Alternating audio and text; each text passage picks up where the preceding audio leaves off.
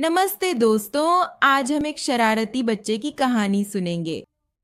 बहुत दूर दूर जंगल के पास ऊंचे पहाड़ों और कल कल करती नदियों से घिरा हुआ एक बहुत ही सुंदर और शांत गांव था। वहां सभी लोग बकरियां चराते और खेती बाड़ी करते हुए खुशी खुशी रहते थे। उसी गांव में रामू नाम का एक बच्चा रहता था। वह हमेशा दूसरों को बेवकूफ बनाता रहता था। उसकी बुरी आदतों से उसके माता-पिता बहुत अधिक दुखी और परेशान थे।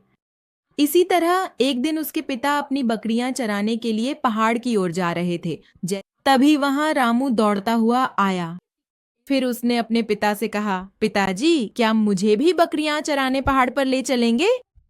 रामू की शरारतों को अच्छी तरह जानने वाले पिताजी ने उससे कहा, हम बकरियों को उस पहाड़ पर ले जा रहे हैं जहां बाघ आते हैं। तुम्हें कोई शरारत किए बिना मेरे साथ ही रहना होगा। इस तरह रामू बकरियों को चराने के लिए पिताजी के साथ पहाड़ पर गया। वहां पहुंचने के बाद कुछ समय बीतने पर रामू के पिता को याद आया कि वे खाने के लिए खाना लाना भूल गए हैं। उन्होंने बकरियों को रामू के हवाले किया और खाना लाने के लिए घर लौट गए।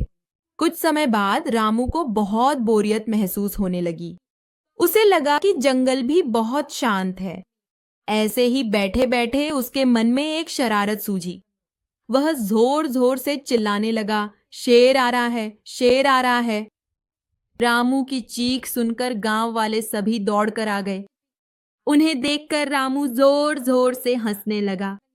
रामू ने उन्हें धोखा दिया है यह समझकर वे गुस्से में वापस चले गए। कुछ समय बाद रामू ने फिर से जोर से चिल्लाना शुरू किया, शेर आ रहा है, शेर आ रहा है। इस बार भी गांव वाले सभी दौड़ते हुए आ गए। रामू ने उन्हें फिर से धोखा दिया है यह समझकर वे गुस्से में वापस चले गए। कुछ समय बाद जंगल से एक शेर धीरे धीरे चलता हुआ बकरियों के पास आ गया। शेर को देखते ही रामू दौड़कर पास के पेड़ पर चढ़ गया। वहां बैठकर वह जोर से चिल्लाने लगा, शेर आ रहा है, शेर आ रहा है।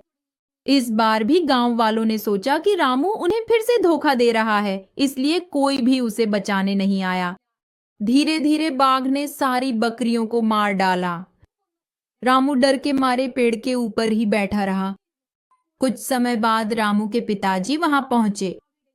बकरियों को मरा हुआ देखकर वे बहुत दुखी हुए। उन्होंने रामू को पेड़ से नीचे उतारा।